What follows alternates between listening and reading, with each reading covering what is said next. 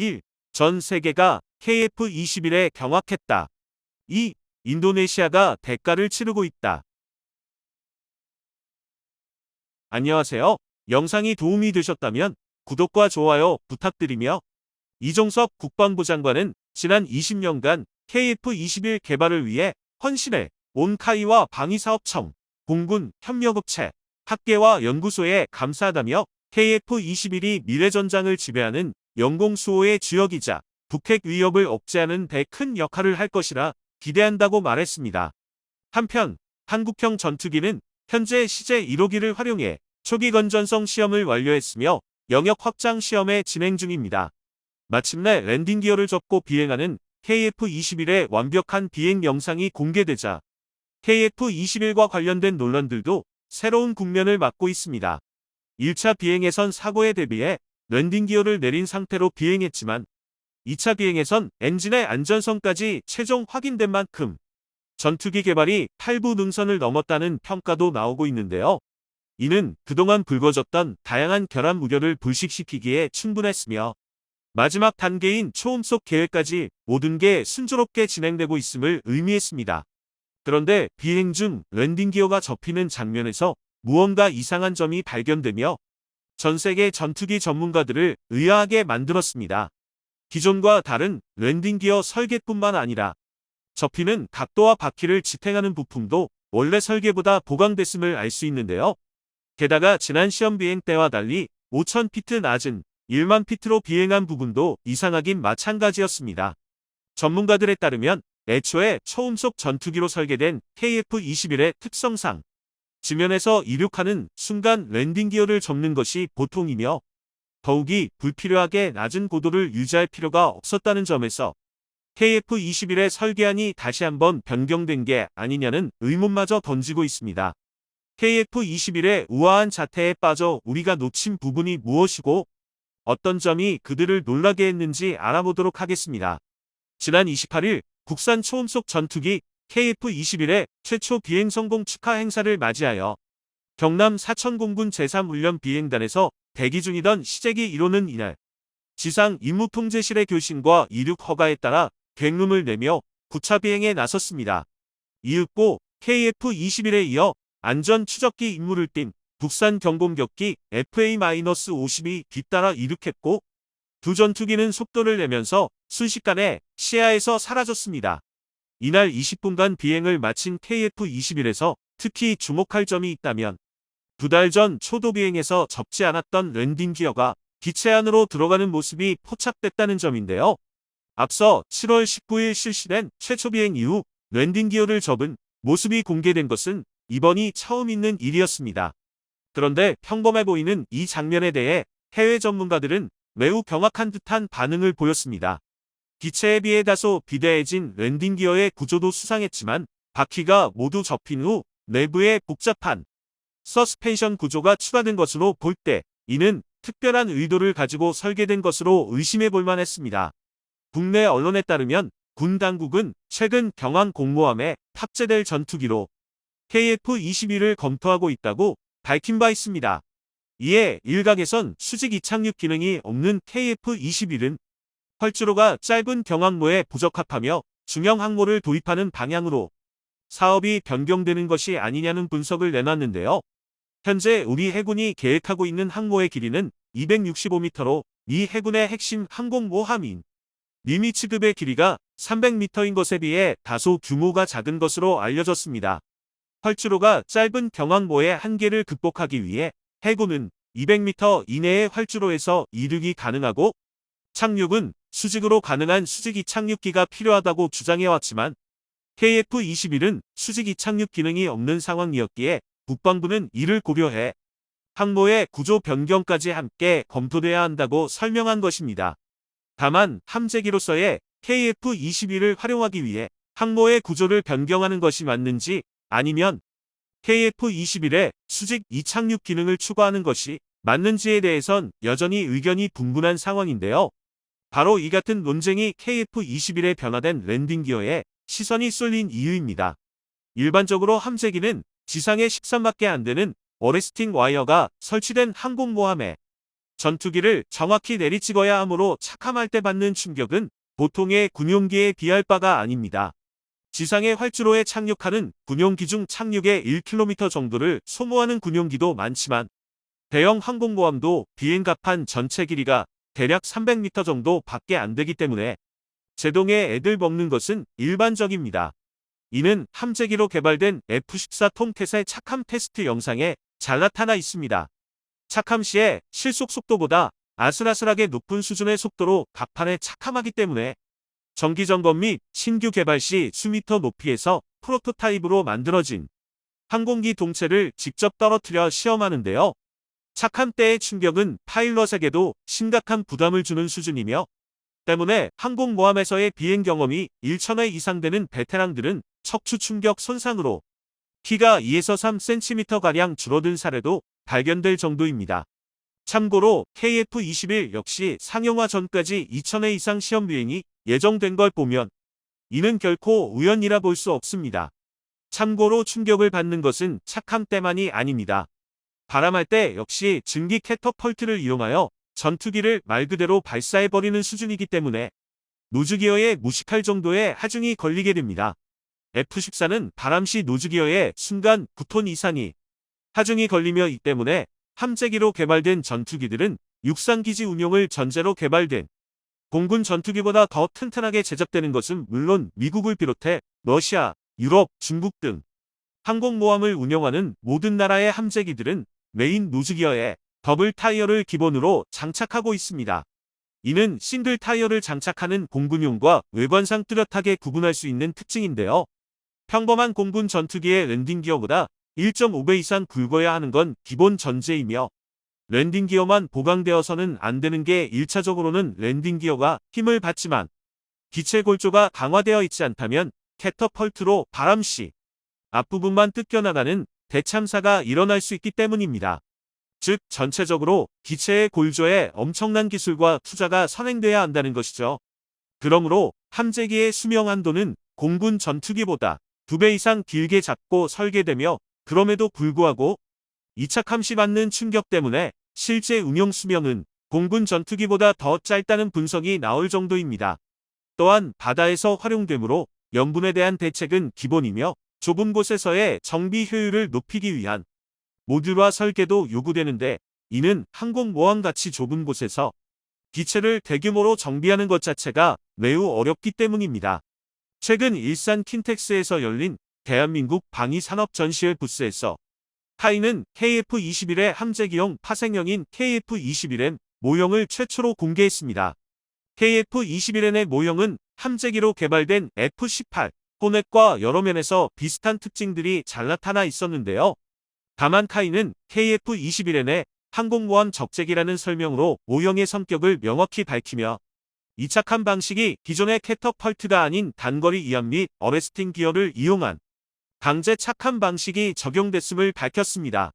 또한 경항모형 함재기 도입 대상으로 거론됐던 미국 F-35B와 같은 수직 이착륙은 언급되지 않았는데 이는 아직까지 중항모를 염두하여 KF-21의 설계가 이뤄지고 있음을 반영한 부분으로 보입니다. 현재 업계에서는 KF-21의 모형 공개가 KF-21 기본형의 랜딩 기어와 같은 이착함 장치 보강 및 윙폴딩, 염분 방지 처리 등 함재기의 기능을 보강하는 데 문제가 없으며 카이 측이 자체 개발 의지가 있다는 점을 보여주려는 의도로 랜딩 기어 폴딩 영상을 공개한 것이라는 평가를 내놓고 있습니다.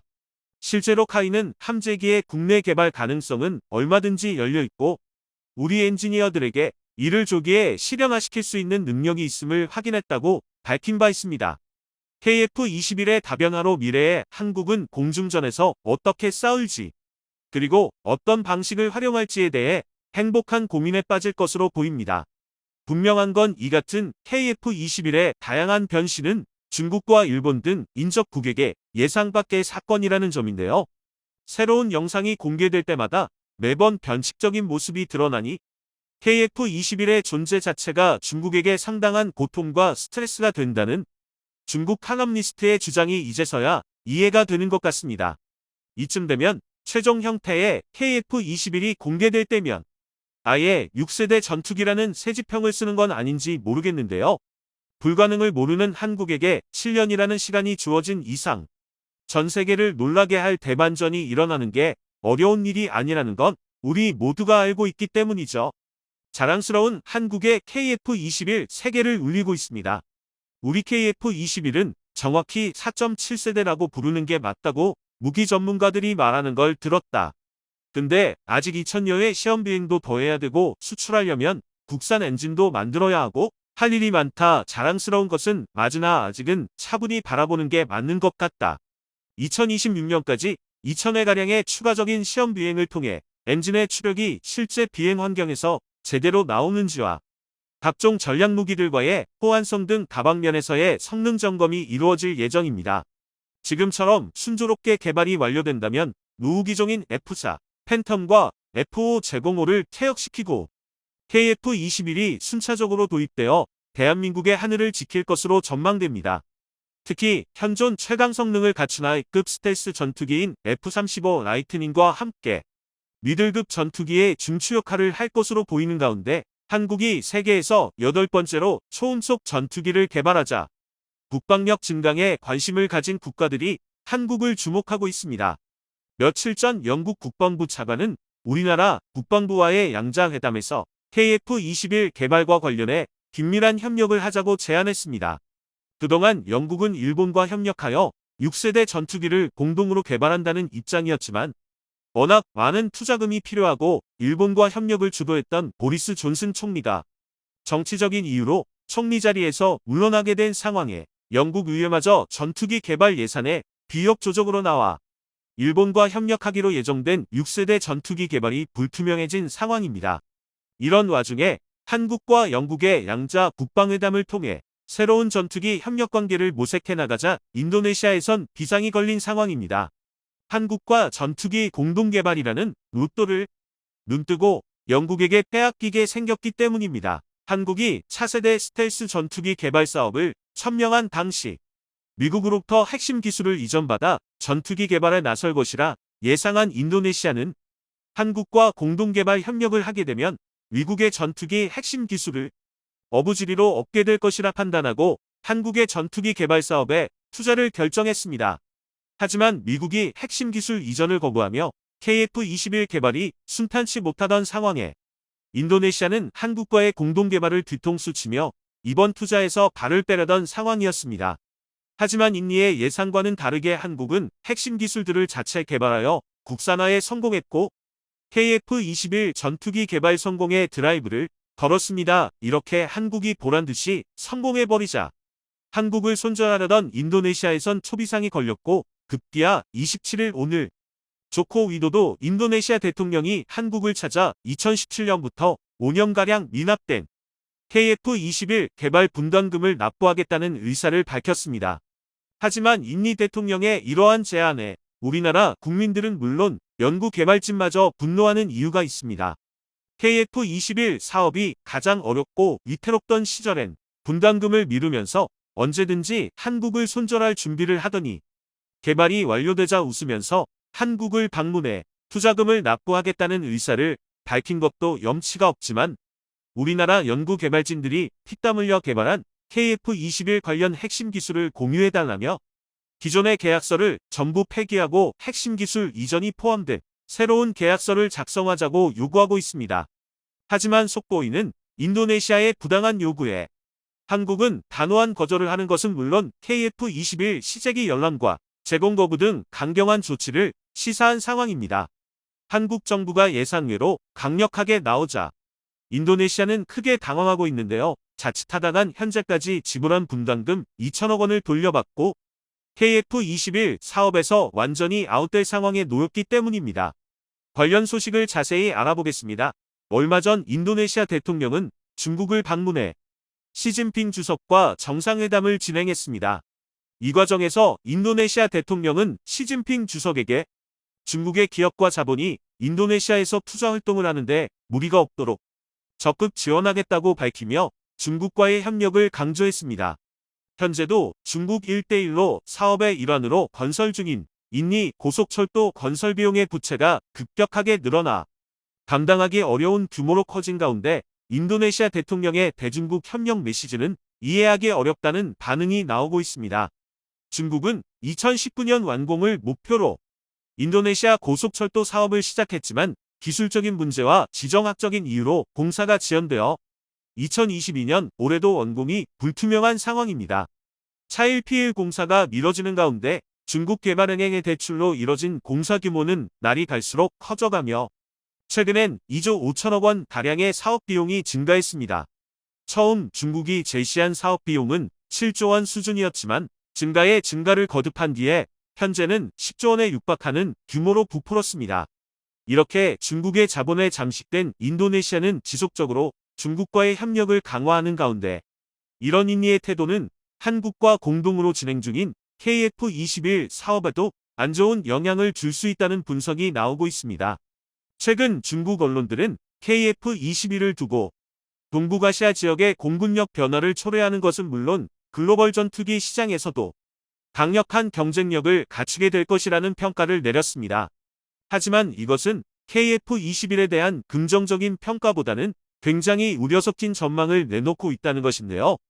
현재 초기형 블록에서 생산되는 KF21은 4.5세대의 스텔스 성능을 갖추는 것으로 알려졌지만 차후 업그레이드 블록에서 생산되는 물량은 5세대 수준의 완전한 스텔스 성능이 예상되기 때문에 이는 중국에게 직접적인 위협이 되는 것은 물론 중국의 전투기 수출 실적에도 부정적인 영향을 줄 수 있습니다. 중국산 전투기의 엔진은 러시아제 엔진을 본따 만든 복제품 수준으로 기존 러시아 엔진과 비교했을 때 성능과 내구성이 70% 수준이라고 알려졌습니다.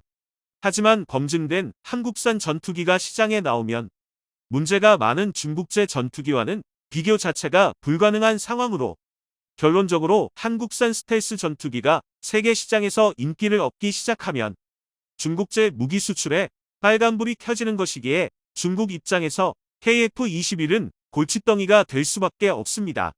그렇기에 중국에서도 한국 KF21의 기술을 탐내며 인도네시아와 협력을 강화하는 것입니다. 인도네시아가 한국의 기술을 전수받거나 공유받으면 중국이 한국의 기술을 탈취하는 것보다 인도네시아의 기술을 손에 넣는 것이 쉽기 때문입니다. 따라서 인도네시아와 전투기 공동 개발을 진행하는 것은 우리가 개발한 KF21의 핵심 기술과 정보가 언제든지 중국에 넘어갈 수 있는 위기가 생기는 것입니다. 이런 와중에 인도네시아 대통령은 한국을 방문해 KF21의 핵심 기술을 전수하는 쪽으로 새로운 계약서 작성을 요구하며 그 대가로 분담금 8천억 원을 납부하겠다는 상황입니다. 더군다나 그동안 개발한 기술을 공유해달라며 전투기 조종사와 연구개발 엔지니어 등 40명가량을 한국에 파견해 KF21의 핵심 기술을 요구하고 있습니다. 하지만 한국에선 기존 계약서에 적혀진 것 이외의 새로운 기술 이전은 불가하다고 통보하며 계약된 분담금을 납부하지 않을 경우 시제기 제공과 열람도 제한된다고 못 박았습니다. 인도네시아가 한국이 개발한 기술을 가져오기 위해 노력하고 있는 이유가 있습니다. 인구수 2억 7천만 명으로 전 세계 4위 수준인 인니는 최근 들어 국방력 강화와 자주국방에 큰 투자를 하고 있습니다. 특히 KF21 분담금 낼 돈도 없다더니 미국의 F-15EX 전투기를 도입하는 것은 물론 미국으로부터 전투기 엔진과 통신 장비를 도입하는 계약을 맺었습니다. 프랑스의 라파를 구매하면서도 일부 기술 이전을 받기로 해 궁극적으로 자국산 전투기를 만들려는 것으로 보입니다. 특히 인도네시아는 한국이 KF21을 개발 완료하면 라이센스 생산을 통해 수출하려던 계획을 가지고 있었습니다. 메이드 인 인도네시아 전투기를 수출하려던 계획을 가지고 있었습니다. 하지만 한국이 이사 레이더를 비롯한 핵심 기술 이전을 거부하면서 인도네시아의 계획이 물거품되고 있습니다. 한국이 그동안 인도네시아와 협력해온 이유가 있지만 최근 한국의 높아진 일상에 영국과 폴란드에서도 KF21에 관심을 보이고 있어 지금으로서는 인도네시아와의 협력이 굳이 필요하지 않은 상황이 되었습니다. 한국이 전투기 개발을 처음 시작하면서 가장 중요하게 생각했던 것은 1대당 생산 단가였습니다. 당시 한국은 KF21을 200대가량 도입하는 것을 목표로 삼았는데 인도네시아를 사업에 참여시키고 KF21을 추가로 도입시키게 된다면 한 대당 생산 단가가 20%에서 30%까지 낮아질 수 있습니다. 따라서 인도네시아가 한국에게 기술 개발 등 실질적인 공유할 수 있는 것이 불가능함에도 일단 사업에 참가시켜 KF-21을 수출한다면 한국으로서는 한 대당 인도 가격 인하 효과와 첫 번째 개발한 전투기라는 이유로 글로벌 수출이 험난할 수도 있지만 인도네시아처럼 세계 인구 4위의 국가가 한국산 KF-21을 도입한다면 세계적인 홍보 효과가 발생하기 때문입니다. 하지만 이제는 상황이 달라졌습니다. 최근 영국이 한국과의 국방장관회담에서 KF-21 개발 협력의 의사를 표현한 것은 물론 최근 흑표천대와 FA-50 경공격기 등 한국산 방산물자를 수십조 원 수입하는 폴란드마저 한국의 KF-21을 응독드리고 있어 굳이 인도네시아의 부당한 조건을 들어주면서까지 전투기 개발 협력국의 관계를 유지할 필요가 없습니다.